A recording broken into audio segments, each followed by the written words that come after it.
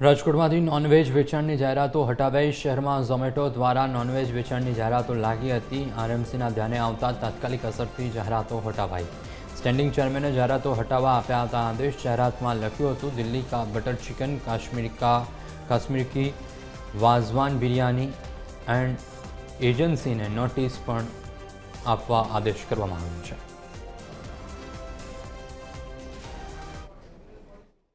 Rajkot મહાનગરપાલિકાનું smart સિટીનું એક bus stop છે।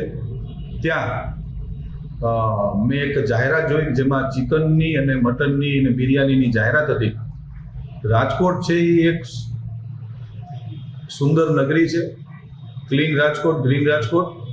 જ્યારે રાજકોટના શહેરીજનો, રંગીલા રાજકોટના શહેરીજનો માટે ભારતીય જનતા પાર્ટીના શાસકોની અમારી હંમેશા નેમ રહી છે કે આ પ્રકારની કોઈ પણ જાહેરાતો, ચાહે આ પ્રકારનું કોઈ પણ કૃત્ય કોઈ પણ એડ એજન્સી કરતી હોય તેને ચોક્કસથી રિમૂવ કરવામાં આવશે। આજે મારા ધ્યાનમાં આવ્યું છે, મેં અધિકારીઓને સૂચના આપી છે। 11:30 વાગે મારા ધ્યાનમાં આવ્યું છે ને 12 વાગે આ રાજકોટના આખા રાજકોટમાં જ્યાં જ્યાં પણ આવા મટનના અને ચિકનના જે હોર્ડિંગો માર્યા છે એ અમે અત્યારે રિમૂવ કર્યા છે।